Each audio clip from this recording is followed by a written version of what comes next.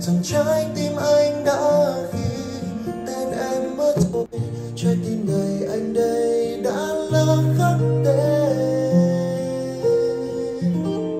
anh và em.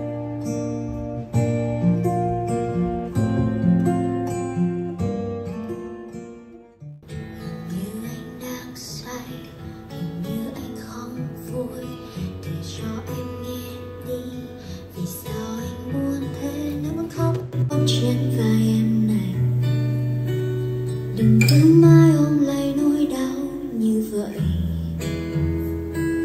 Hình mưa đang rơi, hình như anh lạc trời vơi, nhìn người em thương ơi, lại em ôm vào lòng. Cứ thế giới kia quay cuồng, em sẽ giữ cho anh phút giây yên bình. Thế giới của mình nhẹ vơi, chỉ cần em thấy anh vui.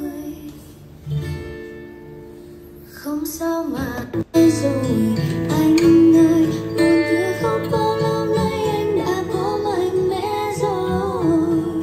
Chỉ một lần ấy thôi, hãy để em được vỗ về nỗi buồn của anh.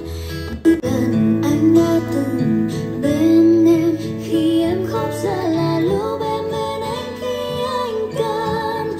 Hãy cứ yêu đuổi đi, em muốn cứ khóc vì anh, rồi ngày mai tất cả mọi thứ sẽ qua. Anh à,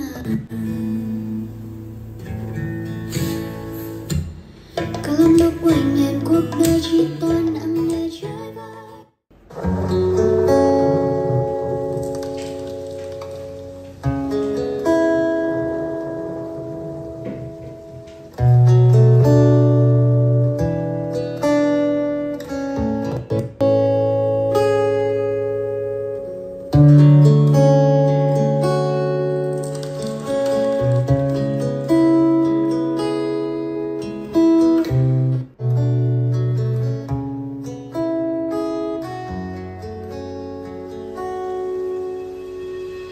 Còn buồn em, sao đêm về lặng im một mình, chuyện buồn chưa qua, đừng khóc nữa nước mắt không thương. Vài giọt tuôn rơi cũng đủ làm tan nát bầu trời, không nói nên lời cứ im lặng. Giờ một cho em, mắt đã mơ mỏi khô rồi, chuyện cũ chưa qua, lòng em đau